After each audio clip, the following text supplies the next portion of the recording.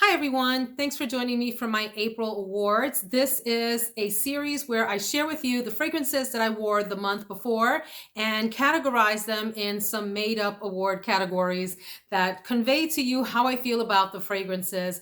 And I have to say, I cannot believe that it is already May. Can you? May 2022. We have been now 2.5 years in this COVID thing, this pandemic.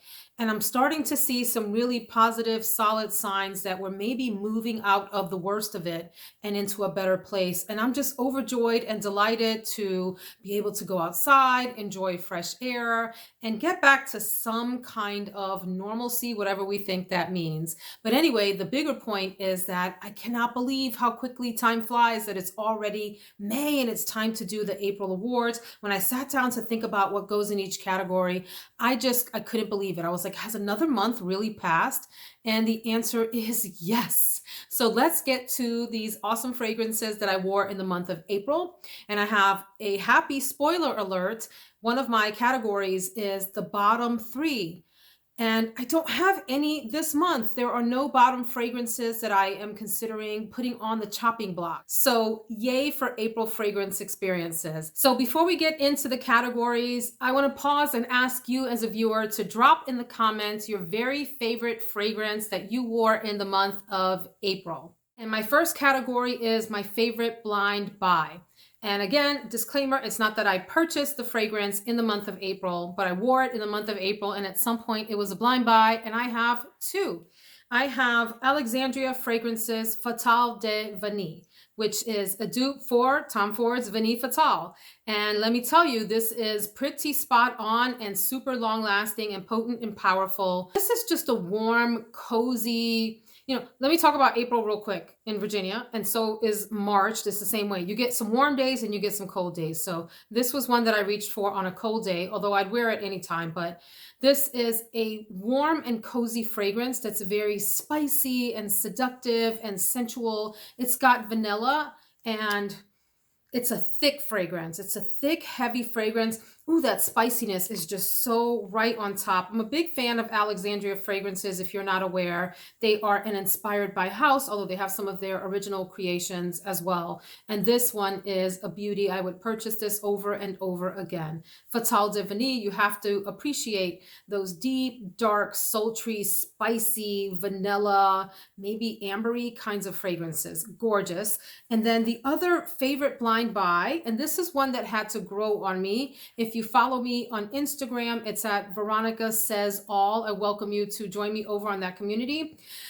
You saw this post, and it's Daniel Josier Tuberose. This is a fragrance that when I did the haul video for this, I said that it was a meh fragrance, meaning I liked it, but I wasn't crazy about it. I mentioned that my husband liked it on me. And here's an example of the fact that, to me, well, my opinion, maybe it's not a fact, my opinion that you really need to wear a full fragrance for a day to have a true appreciation of what it smells like, how it performs on you, and how other people react to it. So here's one that I almost gave up on and said, nope, I'm going to wear it for a full day, especially as a tuberose lover. And this is a really pretty, soft, clean, elegant tuberose. And it has some greenness in it, which I appreciate. It's like a very young smelling tuberose with a clean green accord that is soft and elegant and elevated. And I love these bottles. So this ended up being a win because I gave it a full day wear and decided this is a keeper for sure. Category of best bottle, and to be honest, this is just like a best overall fragrance because it was also a favorite blind buy. And I featured this in my Floral Powerhouses video, and I'll link that below for you. Best bottle. There are lots of pretty bottles this month, but check this out. Accento, and I've heard some people pronounce it Accento. I guess that's how you say it in Italian, not sure. Overdose from Xerjoff. Just a glorious, beautiful bottle, all gold, and it almost like mimics a gold leafing pattern. And of course, the classic Xerjoff top here. Beautiful fragrance, very, very floral and green, and absolutely one of the most elegant scents that I've put my nose on. Best bottle. Conversely, In the category of worst bottle, I'm sad to say this because I really do like this fragrance. It's a new one in my collection, and it's from Kyse, or is it pronounced Kyse? Because I understand that it's a combination of the owner's son's names, Kyle and Sean. So is it Kyse? But Kyse. And it's Delizia de Marshmallow. This is a fragrance I've been wanting to get my hands on for a very long time. So I finally pulled the trigger and purchased it. And I bought a decently sized bottle, you know, not terribly inexpensive for what it is. I mean, it wasn't expensive, but I don't even know what to say about this fragrance. So here's the back with the sticker on it. And I'm very, very sorry, but it looks like this is a sticker just printed from someone's home computer and stuck onto a generic bottle. And I don't mind purchasing from independent, single owner kind of, you know, small houses, but I'm just... I'm without words. And it has a sticker with little marshmallows with eyeballs on them. And the sticker has stripes like when your ink is running out.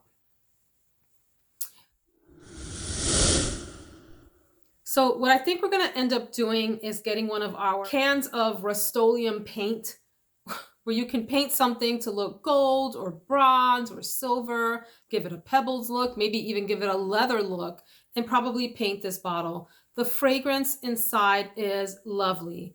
Definitely, definitely reminiscent of a fluffy marshmallow with a very sweet sort of vanilla background. So I really do like the fragrance a lot. Just look. Next is the sexiest fragrance that I wore in the month of April, and this one should be no surprise. I have loved this from the start.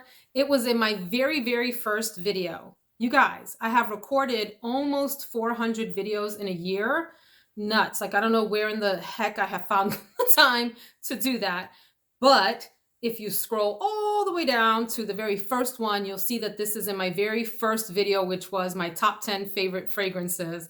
Video's crazy. It's shaking all over the place. Camera's bouncing here and there. Angle's crazy. I don't know what I'm talking about, but you'll see it in there, and I have kept it and I love it. And it's Victoria's Secret Very Sexy. This is my second bottle of this fragrance. I wore this a long time ago. This is a very difficult fragrance to describe. If you have smelled Amarige by Givenchy, it could be like a cousin to that fragrance, although I think Amarige is even lovelier than this. But this is an amazing, like, man killer fragrance. I would say it's heavily floral, ambery, and woody for the most part. There's a cappuccino note in here, so way in the background, something kind of like a deep dark coffee, but definitely, definitely mature, floral, go get them, slay them, dragon kinds of fragrance. So don't sleep on the Victoria's Secret fragrances because you think they're inexpensive or not high quality. Throw all of that out the window. If you like mature, floral, woody fragrances, give Very Sexy a try. Absolutely, you can go sniff in store at Victoria's Secret. This is a mainstay for me. In the category of best everyday fragrance, I have to give it up for Burberry Body, which is one that I purchased and then didn't wear for a long time and have recently revived. This is an eau de parfum. This bottle is insane. This is like a skyscraper on a city skyline. It's the giraffe among my fragrances. By far the tallest one, towering over all of the others. Such a light, fresh, out of the shower, white t-shirt and jeans kind of a fragrance. It's this very soft white floral. There's a freesia note in here that is very, very soft. There's a powderiness to this, a little hint of woodiness and sandalwood and iris. So it's on the lighter end. It's a fragrance that I would call maybe colder rather than warmer, but warmed up a touch by the sandalwood that's in here. I enjoy this. It's not one that I would wear if I wanted people to notice my smell. It's a fragrance I would wear when I wanted to smell simple, clean, and put together and non-offensive. That's a key word here, and that's why I think this is a great everyday fragrance to throw on when you're heading out of the house and you've got errands to run, or you're going to an affair where you're just not sure if people are sensitive to fragrances or that kind of thing. This would be a great choice because it's soft and subtle, yet ladylike and delicate at the same time. A little bit of powderiness, like I said, a nice one. In the category of best gift is one that has become a favorite of mine quickly. I can't get enough of this fragrance. It is a powerhouse and I have to be careful because I want to douse myself in it head to toe. And I have done that and I still smell good and I don't overpower people, but I just want to be aware of how far out I'm projecting and whether people on the other side of the room can smell me. I don't need all of that. I mean, sometimes you want that, like at an evening affair, but on a day-to-day basis, I don't need people several rooms over to smell me. So I have to be careful with this fragrance because it's super strong and potent. But you guys, it is a beauty if you have an appreciation for what I call fresh florals. It is Fleur de Orientica. I can't stop talking about this. I've posted this to my Instagram account. It's been in several videos, in the past few months. And I just adore it. Every time I wear it, I feel regal. I feel put together. I feel like I have my whole life figured out. This is a very soft white, well, soft floral, not soft in like projection, soft in like texture, a clean kind of a floral. There's a little bit of really subtle fruitiness in here that helps sort of amplify what I consider to be a little white floral bouquet in here. If I had to describe how the florals in here smell with a little bit of fruit, it has kind of slightly like a bubblegummy feel without the like the fresh bubblegum when you first bite in. Imagine that with a bouquet of flowers nearby. If the smell of what's happening in your mouth with just your regular like pink Hubba Bubba bubblegum and a smell off of a very fresh bouquet of flowers. They were just cut. They haven't decayed a lot, but they're very fragrant. They're like at that fragrant point, freshly cut and blooming. Those two smells combined is what this is like for me. And it's nuclear. It goes on and on forever. I don't know how else to describe this. It has a sweetness to it, subtle sweetness, but mostly to me floral and gorgeous. And the bottle presents well, and it comes in a nice coffret if you want to just wrap what it comes in and present it to someone like for Mother's Day. Yes, yes, yes, yes. The category of best for the season, noting that May is still one of those awkward months where you get both warm days and cool days. I had to go with Versace The Dreamer. I enjoy this fragrance a lot. It's a lot like Burberry Body in that it's one of those like white t-shirt sort of fragrances, an easy wear, not going to offend anyone. People probably won't ask you what you're wearing, but they'll know that you smell clean and fresh. This has some aromatic notes and some green notes at the top. There's juniper, artemisia, there's lily, there's iris. So it's a very clean, linear kind of a smell. There's even a little hint of like spearmint gum in here, just ever so slightly, which is probably coming from the juniper and artemisia together. There's an herb in here, tarragon. Yeah, this is one of those fragrances that's great for the office. It reminds me of spring because it's both green and just slightly floral from the iris, but it's a very cold kind of an iris. It's not warm, and it's definitely not the floral bouquet powerhouse that Fleur de Orientica is. It's the iris in here that keeps it floral, but it's nice and simple. And there's a lily note in here, which lends to like the cleanness of it. Clean florals and herbs and juniper. Really, really nice. Leans slightly masculine, but not so much that I would say this is exclusively a masculine fragrance. In the category of the best special occasion fragrance, I gotta give it to Tiziana Terenzi's Hail Bop. This is a fragrance that was an expensive blind buy. This was not inexpensive by any means. Look at the bottle, how beautiful that is. And I mentioned in the haul video that this reminded me quite a lot of Shalimar, and it still does. But it has grown on me a lot. I say but like I don't like Shalimar. I do like Shalimar. Shalimar is one of those fragrances that I have to be in the mood to wear because it can be such a powerhouse fragrance and can get cloying. So this is like Shalimar's cousin that is more powdery and I think a little bit heavier on a vanilla and amber accord, whereas Shalimar opens up heavy citrus. And then you get into all of those deeper notes, the leather and the amber and all of that as it starts to dry down. This opens up like the best parts of Shalimar plus powder. I wasn't quite sure how I felt about it when I first purchased it, and giving it a full day wear. This is one that you have to be in the mood for also. But it is such an elegant fragrance. Well put together fragrance that is for someone who is feeling like they want to dress up. This is that ball gown fragrance or that suit fragrance if you're, whatever it is that you want to wear, y'all, to that special event. gorgeous. I wouldn't wear this to a casual event. I wouldn't wear this to the office. I would wear it to a dinner if I knew we were going to be either in open air or a well-ventilated area, because it's a powerful fragrance. You only need a couple of sprays of this to get your message across. But it's a beauty. It's a beauty if you like heavily ambery, citrusy, resinous, medium powder. I even detect a little slight bit of maybe honey tobacco kind of thing going on in here, very ever so slightly, but more than anything, like an ambery, powdery, citrusy version of Shalimar. Yes. In the category of the biggest surprise, and this could have easily been a number of the ones I mentioned. It could have been Accento Overdose. It could have been Tuberose from Daniel Josier. It could have been Fleur de Orientica. It could have been Hail Bop. But I gotta give it to Maison Lancome Patchouli Aromatique. I have been in love with these bottles since I purchased my first one, which was Oud Bouquet, and I have a large collection from this particular line from Lancome. It's their more exclusive line, or whatever we think that means, right? Means they charge more. The reason that I have this in the biggest surprise is because sometimes I forget that I have this one and some of the others from the line because I'm reaching for other fragrances, trying to try them. But it's a surprise because every time I reach for it, it reminds me again just how beautiful it is. And it's one of those like, oh my gosh, why don't I wear this more? This is for the person who is maybe afraid of a deep, earthy, heady patchouli. This is a very smooth patchouli. Like you have your smooth liquors versus your like bottom shelf, rough, nasty liquors. This is some top shelf patchouli here, you all. Yes, so beautiful, very mature fragrance. If you're on the younger side or you prefer fragrances that smell more youthful, skip this. But it's a grown-up patchouli that is anchored with vetiver and it has an herbal smell to it. I think it's sage that's in here, or is it lavender? And I'm sure there are other notes that, you know, are not listed on Fragrantica or elsewhere, but I find it to just be an elegant, very, very classy patchouli fragrance that I do not tire of wearing. And I dare say you cannot overspray.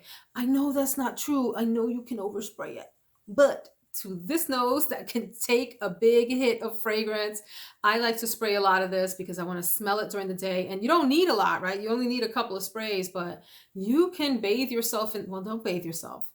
Let me rewind that. You can overspray a little bit and get away with it with this fragrance. But yeah, classy, classy, classy patchouli.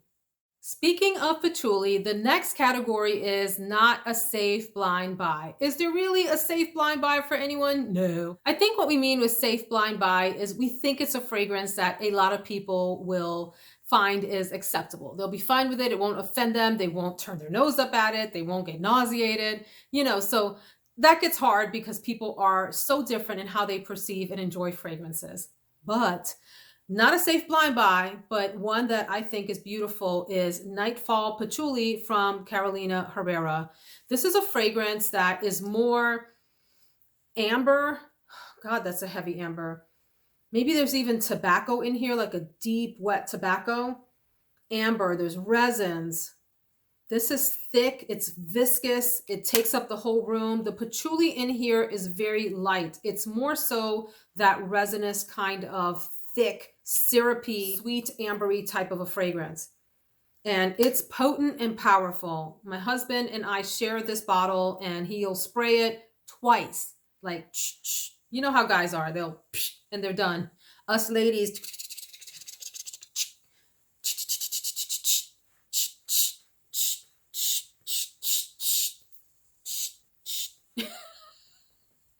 twice he'll spray this and I can smell it in the entire room and I can smell it when I come back in the room hours and hours later. It's still lingering there in the air, thick as can be. Nightfall Patchouli. If you like that kind of all encompassing, super powerful, everywhere all at once, take over a space kind of a resinous ambery fragrance, check out Nightfall Patchouli. It's a powerhouse for sure. And then my other not safe blind buy for different reasons, almost completely opposite reasons, is Green Lover by Lolita Lempicka. I really enjoy this fragrance.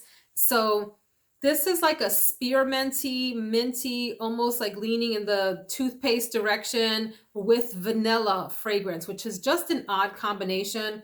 but I enjoy the freshness of this. In fact, I should have put this in my fresh and uplifting fragrances video. I don't think I included it, and that was a mistake because it is absolutely fresh and uplifting.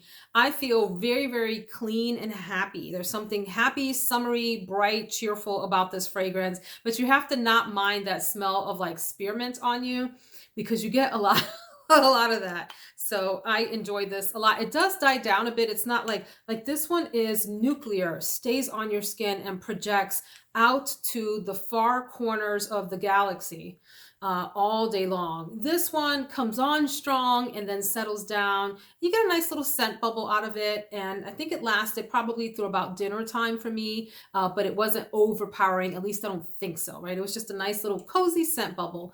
Really delightful, and you'll see this again in some summer videos here coming up. I have 3 top fragrances for the month of April. These are beauties, and by the way, many of the ones I just mentioned are also top fragrances, but I can't put them all in the top fragrances category. So for the sake of variety, I'll start off with Paco Rabanne Pure Excess. I love this bottle. I like gaudy bottles. I do. And I actually have a video, thanks to a viewer recommendation, coming up on my favorite bottles and my gaudiest bottles that are also favorites. I just have a thing for gaudy bottles. But yeah, with the snake on it, this is a very sweet fragrance. Some people say they smell a popcorn note in here. I don't get that, but there is something like a little toasted, almost like an almond note or some kind of a nutty accord. And then there is a lot of sweetness. It's a very sweet, heavily feminine fragrance. It reminds me a lot of the Only One, Dolce & Gabbana, like that range of fragrances, that whole sort of fruity, maybe slightly floral, but very sweet category of fragrances with a nutty accord and something that smells a little bit like toasted rice. It works in here, and I just get a kick out of this bottle. Really, really nice fragrance. Then one that I didn't think I was going to give a chance to, because when I sampled it from my friend Chris at the Perfume Nest, I liked it, but it seemed like it faded on me. And then I gave it another chance and then ended up purchasing a bottle. Again, you guys, you have to test fragrances multiple times. You don't have to do anything. I recommend, okay, that you test a fragrance multiple times. If you smell it right away and you can't stand it, don't. But if it's one that you're just not sure about, give it a try. You know, spend a day with it or spray it overnight and see what you think, you know, when you go to bed. So Nishane's 100 Silent Ways. I still haven't figured out whether it's Nishane or Nishane. So if you know, let us all know. But 100 Silent Ways, a very pretty, non-offensive, soft, floral, vanilla fragrance. There's tuberose and other white florals in here. It's a very, very soft tuberose. It's a very sweet, mellow, doesn't have a ton of texture to it. Smooth kind of a fragrance. Light, I would say it's lighter and airier than maybe some of your other heavy floral vanilla kinds of fragrances. Love this. Then Tribeca, which I recently got into my collection in the past couple of months and I adore. This has caramel and other sweet gourmand kind of notes. It smells a little bit like a warm, hot dessert, like a cooked pastry that has like a hazelnut filling in it, maybe, is what this reminds me of. And I just adore it. It really blooms on the skin, the sweetness and the gourmandness of it. The praline caramel, whatever it is in here that's in that range of scents, really comes to life on skin. And I love the bottle. You know, I'm a Bond No. 9 fan. Not all of the fragrances work out for me, but I have a lot of love for the house in general and the whole concept of naming a fragrance after a neighborhood in New York. So Tribeca. Like I said, I don't have any bottom fragrances this month. So these are my 3 middle of the road or meh fragrances. And I would say these are more middle of the road than meh. I do like all of these and I plan to keep them in my collection at least for a while. So let's get to it. And it is, oh my goodness, I'm going to have to say the name of this house again. Biehl Parfumkwensterke. EO01. This is a fragrance that I got turned onto by my friend Joss at Joss's Fragrance Mixology. It's very much a nice, comforting fall fragrance. It smells a lot like kitchen spices, like pumpkin pie spice that comes out of the container that you then put into your mixture. It's like that. It's really nice. I only have it in this category because I wish that it was a bit more potent on skin, but this is a lovely one. I did wear it in May, but it's really, if you had to categorize it, more of like a fall, warm, spicy fragrance, but really nice, gentle, a little bit more gentle than I would like, but I do like this a lot. And then there's one that I like, but isn't particularly unique or stand out from the crowd. And that's Wulong Cha from also from Nishane or Nishane. A really nice, bright, fresh citrus fragrance, yet like a lemony kind of zest with a tea accord and maybe some ginger in there. So this is light and bright and fun and fresh, but not particularly unique or interesting. That doesn't make it a bad thing. This is fine and I like it. And then my last middle of the road fragrance, and I hate to say this because I do like this fragrance, but no one around me liked it. In fact, people thought I smelled funny. Like my family was like, what is that? It's Tom Ford's White Suede, which I enjoy wearing. I think it smells nice on me. This is a suede fragrance, a very soft, fluffy suede fragrance. There's musk in here, a hint of leather, some sandalwood. There's lily of the valley, and there's like a hint of tea. So I would say it's almost like a sweet suede fragrance that feels very fluffy and musky and a little cashmere. And I enjoy it. I guess it does something strange on my skin that I don't realize, or maybe it's just that other people don't enjoy that smell as much as I do. But I like it and I'm gonna keep it. So that is my April review for you all. Let me know your thoughts on these fragrances. And don't forget, please, to leave us your favorite fragrance from the month of April. Thanks so much, and I will see you in the next video. Take care.